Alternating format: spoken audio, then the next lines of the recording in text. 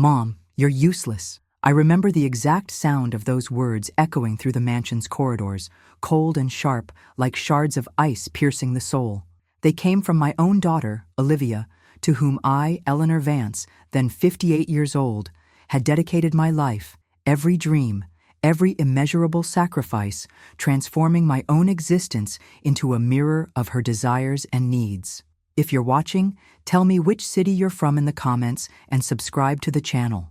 I stood there, paralyzed in the imposing entrance hall, beneath the baccarat crystal chandelier that my late husband, Richard, had chosen with such affection on one of our trips to Europe, a gleaming symbol of our unwavering love and the grand future we meticulously built for her.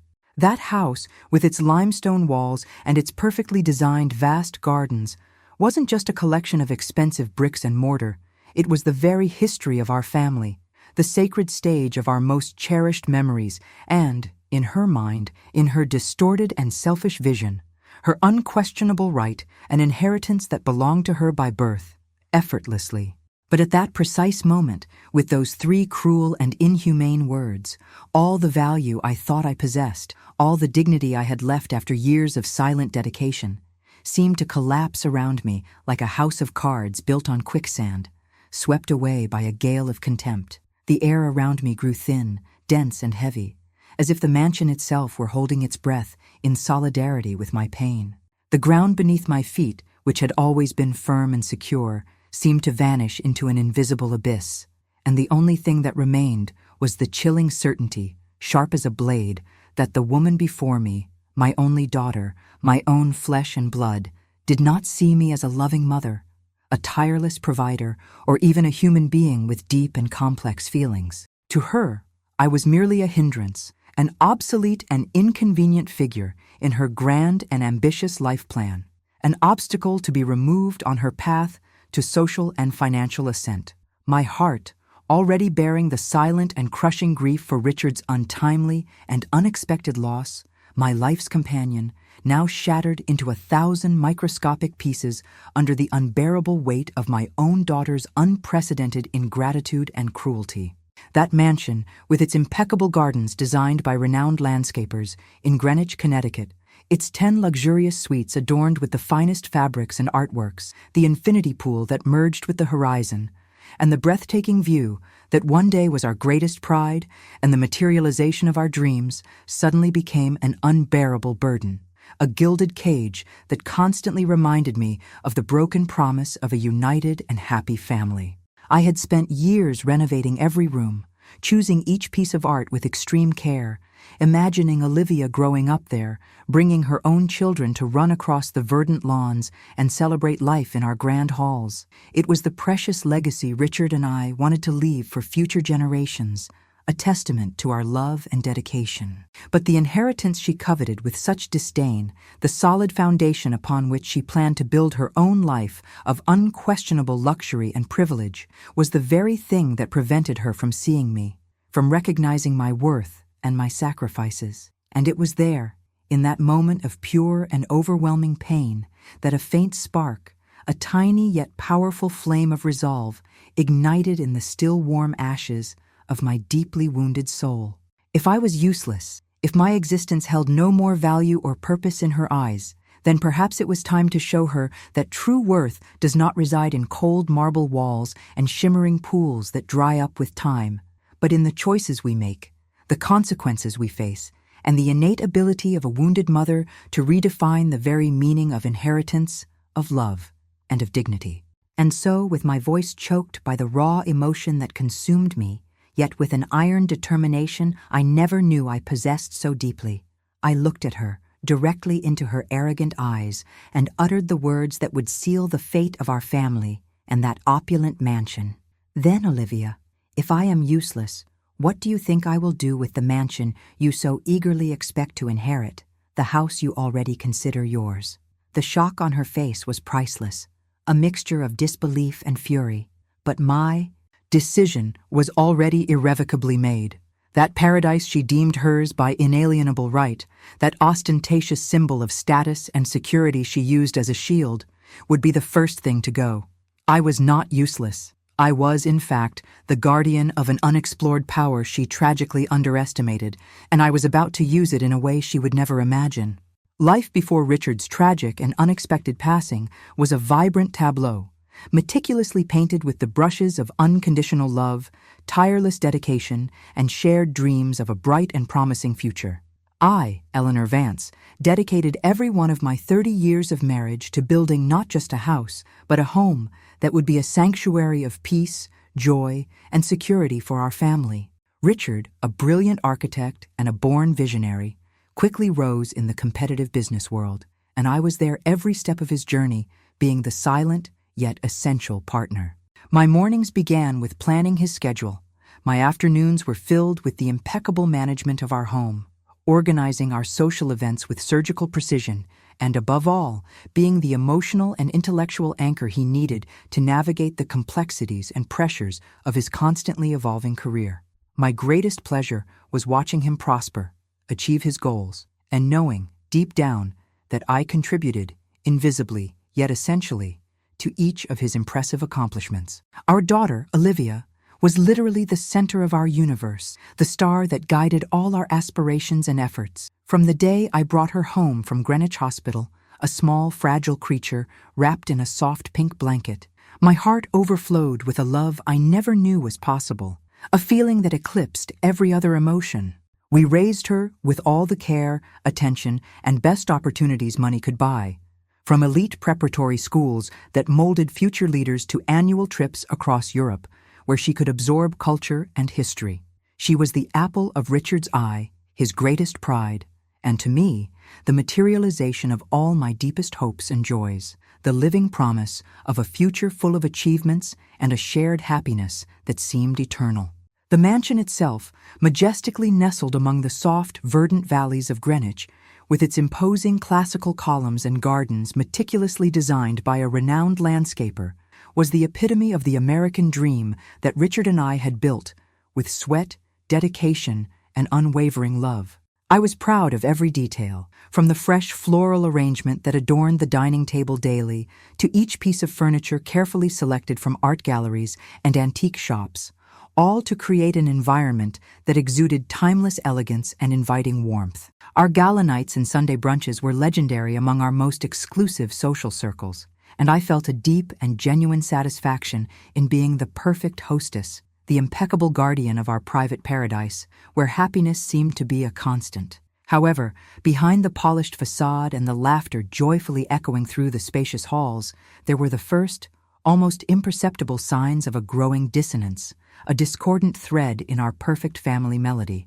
Olivia, growing up in an environment of unlimited privilege and without the need to strive for anything, began to show a certain impatience, an intrinsic expectation that everything and everyone should bend to her wishes and whims. Small demonstrations of ingratitude, biting comments disguised as innocent jokes, and a growing disregard for others' efforts were often ignored by me, affectionately attributed to the eccentricity of youth or the inherent pressure of being a rich girl in her elite social circle.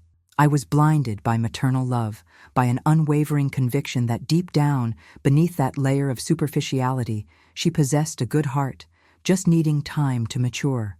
Richard's sudden and devastating departure, caused by a sudden and unexpected heart attack while playing golf on a sunny Saturday morning, tore my world into thousands of shattered pieces. I found myself alone for the first time in decades, navigating a stormy sea of overwhelming grief and immense responsibilities that Richard had always managed with mastery. For Olivia, however, her father's death seemed less a personal tragedy and more an opportunity to accelerate her social ascent, a stepping stone that propelled her to the top, and the mansion, the grand and opulent symbol of our family, transformed in her eyes into the golden key to her future, now more tangible and accessible than ever. She did not see the pain, but the door to her freedom and ambition. Richard's absence brutally and undeniably revealed a facet of our daughter previously hidden, a raw truth that struck me like an unexpected blow. The deep and paralyzing grief that consumed me day and night, a gray veil over my soul, was sadly invisible to Olivia's eyes. She seemed to view her father's death not as an irreparable loss, a gigantic void in our lives, but as a catalytic event that drastically accelerated her ascent to the coveted status of absolute heiress, free from any restriction. Instead of comfort, emotional support, or any display of empathy for my pain, I received from her an incessant series of impatient questions about the administration of the fortune, about the exact date she would have unrestricted access to the funds, and even more cruelly and inhumanely, about the future of that mansion. The house was treated by her as a prize to be claimed immediately, a trophy of conquest, and not as the warm home full of memories that Richard and I had built with so much sacrifice, love, and dedication over 30 years. The first few months were a slow but steady descent into an abyss of growing disrespect and silent humiliation. Olivia began to remodel parts of the house without my prior consultation, without even a warning, asserting with a superior tone that my choices were old-fashioned, tacky, and styleless for her new and pretentious vision of modern life. The silent nights of mourning, where I sought solace in quietude, were relentlessly invaded by noisy, booming parties, where I, the lady of the house, the matriarch of the family, found myself secluded in my chambers, listening to the loud electronic music and the hysterical laughter of strangers. Meanwhile, Olivia paraded her friends through every corner of the house that was once our sanctuary of peace, treating me not as a mother, but as a mere intruder, a forgotten shadow in the corner of her own life. I remember one particular afternoon, the pain still vivid in my memory, when I tried to organize a small, intimate dinner for some of Richard's old friends, seeking a semblance of normality and comfort amidst the emotional chaos. Olivia not only categorically refused to attend with a flimsy excuse, but invited her own friends to a pool party at the same time, making sure that the loud music, the vibrant beats, and the hysterical laughter reached the dining room, deeply embarrassing me and causing immense discomfort in front of my loyal and respectful guests. Her comments, disguised as concern or well-intentioned advice, such as, "Mom, you're dressing so traditional and bland lately," or, "Why don't you let the young people decide these things? After all, the mansion will be mine one day, and I'll have to live with your choices," were sharp barbs that deeply pierced my already fragile heart, an unbearable pain each time. The humiliation escalated to an unbearable level when she began to publicly question my financial decisions, openly and shamelessly, in front of respectable lawyers and experienced bank managers, brazenly implying that I had no capacity or intelligence whatsoever to manage the substantial wealth Richard had left us. I, Eleanor, who had been the silent yet efficient and competent partner for decades, the mind behind many of Richard's successes, was suddenly treated as incompetent, an old woman about to make irreparable and catastrophic mistakes. She positioned herself, with unbearable arrogance, as the sole voice of reason, the savior of a legacy that, in her distorted mind, I was putting at risk with my old-fashioned mentality and lack of vision. But the cruelest blow, the one that finally broke any lingering hope in my soul, came during a heated and tense discussion about the sale of one of the smaller properties Richard owned as an investment. I was patiently explaining the need to optimize investments and diversify the portfolio to ensure our family's long-term financial security when Olivia, with glacial contempt in her eyes and a scornful smile on her lips, abruptly interrupted me. She gestured to the excessive opulence around us, to the vast halls adorned with valuable artworks and the impeccable gardens I so carefully tended and loved, and with a tone laden with disdain and superiority that pierced me to the core, she blurted out the phrase that became the turning point of my entire existence, the last straw that overflowed the cup of my patience. "Mom, you're useless. You understand absolutely nothing about business or finances, and frankly, you're good for nothing else but taking care of this house, which will be mine soon anyway." In that moment, the excruciating pain transformed into a dangerous and icy stillness, and the resignation that had long accompanied me gave way to a spark of contained fury, ardent and inextinguishable. Olivia's words, "You're useless," were not just a knife plunged into my already lacerated heart, but the spark that ignited years of accumulated pain, silent resignation, and unacknowledged sacrifices. I felt an icy, paralyzing shiver run down my spine, and the world around me seemed to drastically slow down, as if the mansion itself were holding its breath, anxiously awaiting my reaction. In that instant of brutal clarity, the searing pain of my own daughter's ingratitude and blatant disrespect crystallized into a terrifying and undeniable certainty. I could no longer tolerate that situation, that vicious cycle of humiliation and devaluation.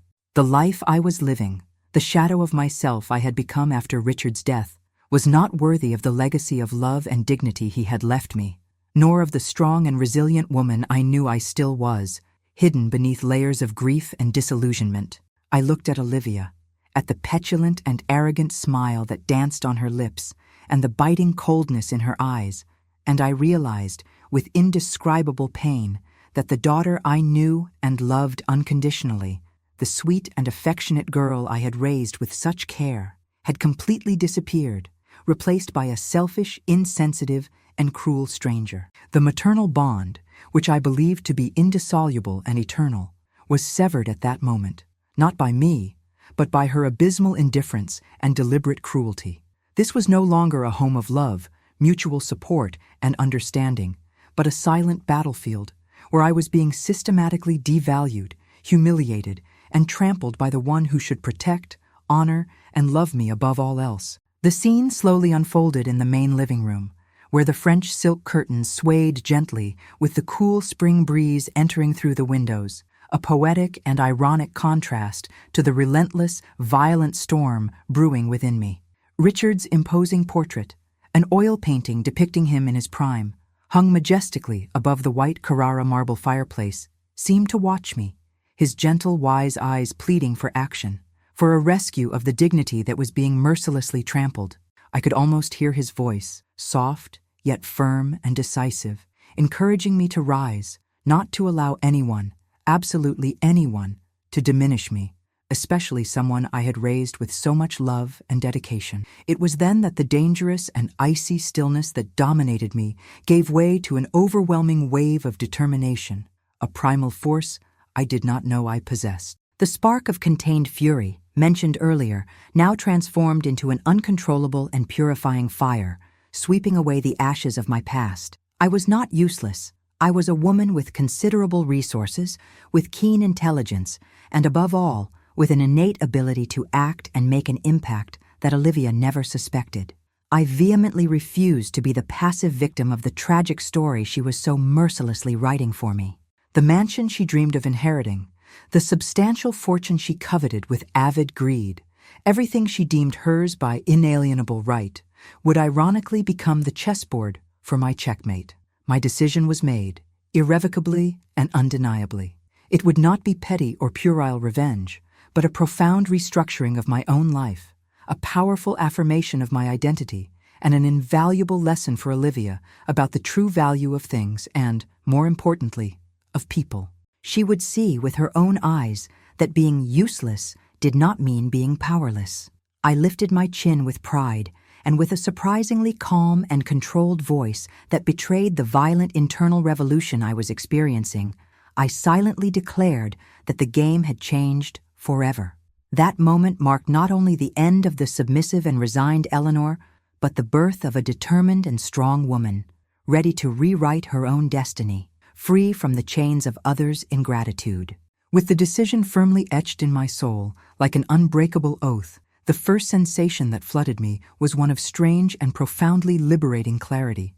The pain was still there, a tight, persistent knot in my chest, a constant reminder of open wounds, but now it came accompanied by a renewed and unwavering purpose. I was no longer seeking petty revenge in the literal retaliatory sense of the word, but rather a profound restructuring of my own life, a powerful affirmation of my own existence and worth, something Olivia had tried, with her cruelty, to completely obliterate. The mansion, that imposing and grand symbol of a love and status she took for granted, would be the epicenter of this cathartic transformation, not just as a financial asset to be liquidated, but as the centerpiece of an unforgettable lesson about respect, gratitude, and the true meaning of family that I intended for her never to forget, etched into her memory forever.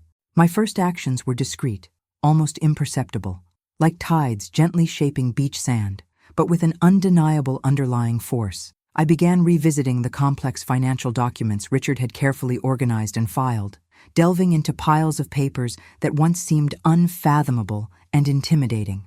To everyone's surprise, and perhaps even my own, I discovered that Richard had left me with far greater control over our assets and properties than Olivia, and even I, had presumed.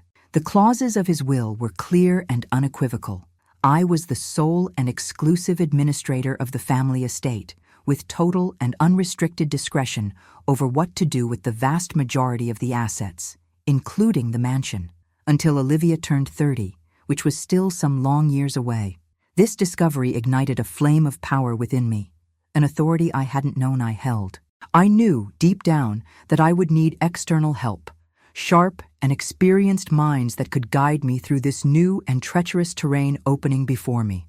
My first strategic step was to call Arthur Finch, Richard's longtime lawyer and confidant, a man of unwavering integrity, impeccable discretion, and a keen eye for business, with years of experience in complex transactions. He listened to me with the patience of a sage, without judgment or interruption. And when I finished narrating the devastating scene with Olivia, a glint of deep understanding and perhaps even silent approval lit up in his perceptive eyes. Arthur would be my loyal confidant and indispensable legal guide, a pillar of unshakable strength amidst the storm of emotions and decisions I was about to unleash. Besides Arthur, I reconnected with an old college friend, Clara Jennings, a successful and renowned real estate agent in New York, whom I had lost touch with after Richard's death, immersed in my grief. She, with her vibrant energy, tireless determination, and keen vision for the luxury real estate market, would be the key piece for my boldest and most ambitious plan. Upon explaining the delicate situation and my unwavering intention to reverse the narrative of my life, Clara did not hesitate for an instant.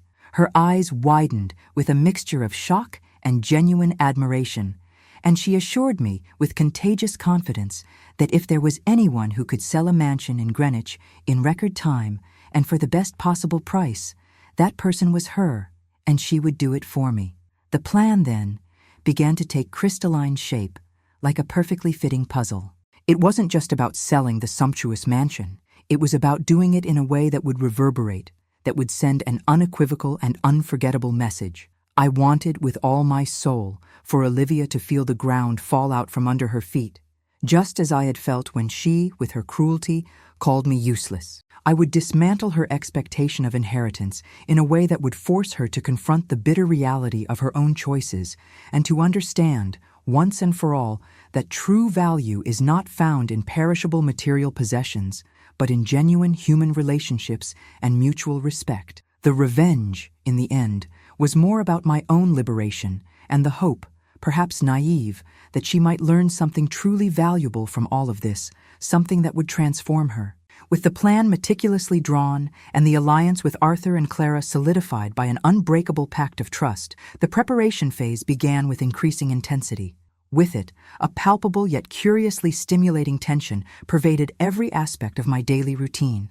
Every step was deliberate, every decision carefully calculated to maintain absolute discretion and at the same time ensure the impeccable execution of what I had conceived in my innermost thoughts. I felt a renewed and revitalizing energy, a clarity of purpose that had been stifled for years by grief and a deep apathy. The Eleanor whom Richard knew and loved, the capable, determined, and astute woman, was vigorously re-emerging from the ashes, stronger and more resilient than ever.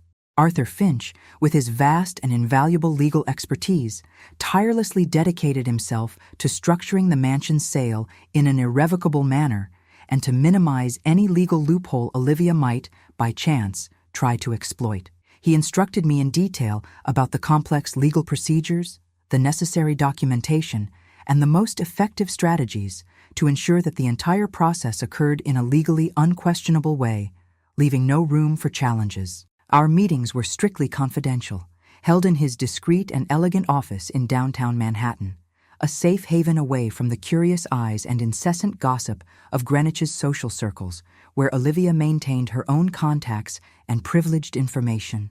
With each meeting, I felt more confident and supported.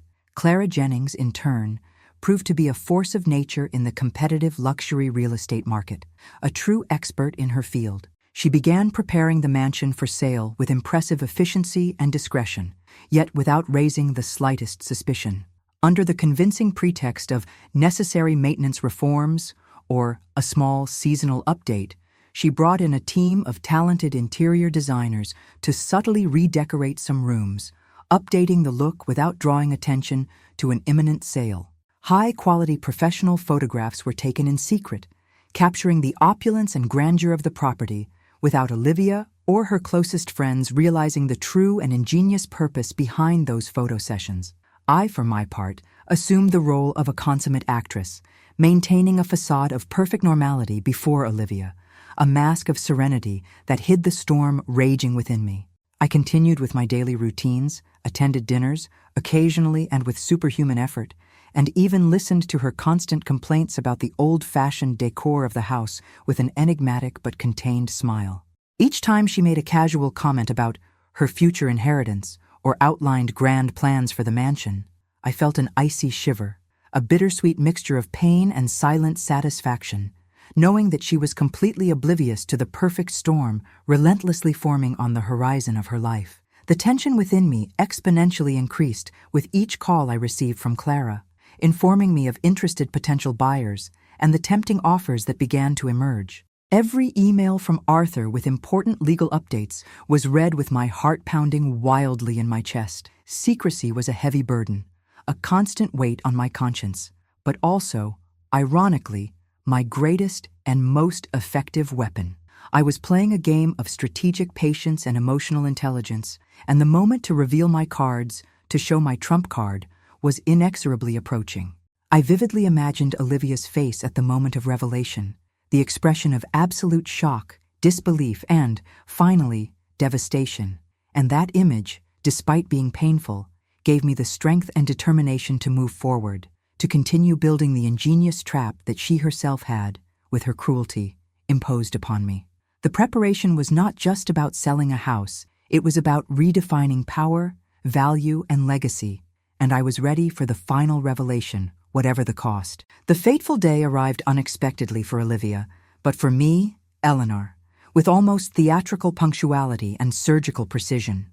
Clara, with her mastery of the real estate market, had orchestrated the perfect sale of the mansion to a New York couple seeking a discreet yet luxurious property in Connecticut, and the deal was sealed with a speed and efficiency that surprised even Arthur, our experienced lawyer. I signed the papers in Arthur's elegant office, my heart beating a march of victory and apprehension at the same time, and I felt a monumental weight lifted from my shoulders, a burden I hadn't known how heavy it was until it completely disappeared. The mansion, that grand symbol of my captivity and Olivia's ingratitude, now belonged to someone else, forever. The revelation to Olivia was meticulously planned for Sunday dinner, an event that, ironically, she always considered tedious, a meaningless family obligation. I set the table with the same care and attention to detail as always, choosing the fine china Richard so appreciated and the sterling silver cutlery that were family heirlooms. The inviting aroma of Olivia's favorite food wafted through the air, a delicious lasagna with bechamel sauce, creating an atmosphere of false normalcy and tranquility that made the contrast with the truth even more impactful and cruel.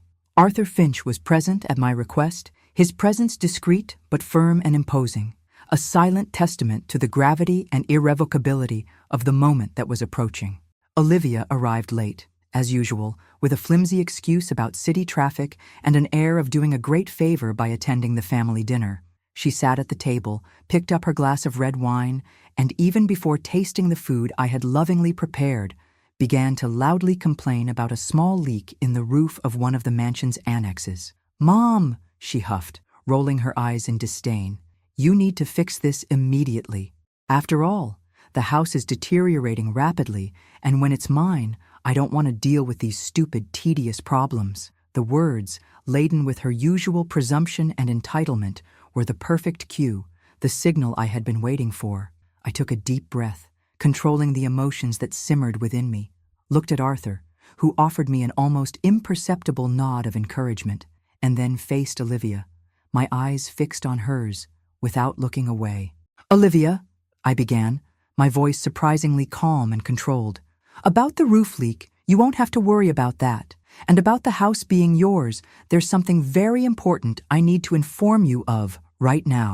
The petulant and arrogant smile on her face instantly vanished, replaced by an expression of curiosity and then a growing apprehension, a perception of danger. "The mansion, my dear daughter," I continued, my voice firm, "is no longer ours. I sold it this morning." The shock on her face was a sight I will never forget. Her eyes widened in disbelief, the wineglass almost slipped from her trembling hands, and the silence that followed was deafening, broken only by the sound of her own gasping breath. She tried to speak, but the words wouldn't come out, only an incredulous gasp and an unintelligible sound. Arthur then intervened softly, explaining the legal details of the sale, the unquestionable validity of my right as the exclusive administrator of the estate, and the irrevocability of the transaction. Olivia tried to protest, scream, even accuse me of madness, but Arthur's calm yet unquestionably authoritative voice effectively silenced her, cutting off her objections at the root. "Mom, how could you do this? How?" Tears, for the first time in a long time, welled up in her eyes, not from sadness or regret, but from pure rage and a deep, visceral sense of betrayal and loss. "You sold my inheritance? Where will I live now? What will people say about this? My reputation?" I watched her, unemotionally, as the brutal and undeniable reality crashed down on her, crushing her materialistic expectations and dreams. The mansion, which she thought was hers by inalienable right, was taken from her, not out of intrinsic malice, but as the direct consequence of her own words, her own ingratitude, her own contempt. The climax of my revenge was not an outburst of anger or a dramatic confrontation, but a calm, deliberate, and devastating revelation that mercilessly forced her to confront the inescapable consequences of her own cruelty. In that moment, she did not see a useless mother, but a force she had tragically and irremediably underestimated. Olivia's initial, overwhelming shock gave way to uncontrolled fury and an almost animalistic despair, but her shouts, angry accusations, and tears of indignation met a wall of unshakable silence and firmness. Arthur, with his serenity and legal knowledge, explained the legal intricacies of the transaction, making it clear with every word that there was no possible recourse, absolutely no turning back. The mansion was sold, and the substantial sum obtained, duly invested under my prudent and vigilant management, would ensure my financial security and unquestionable independence for the rest of my life. Olivia, confronted with the raw and undeniable reality that her inheritance had evaporated before her greedy eyes, was brutally forced to face the harshest and most inescapable consequence of her cruel words, the irreparable loss of the opulent home she deemed hers by right, all due to her abysmal ingratitude and flagrant disrespect. For me, the life that followed the sale of the mansion was a true rebirth, a new spring for my weary soul.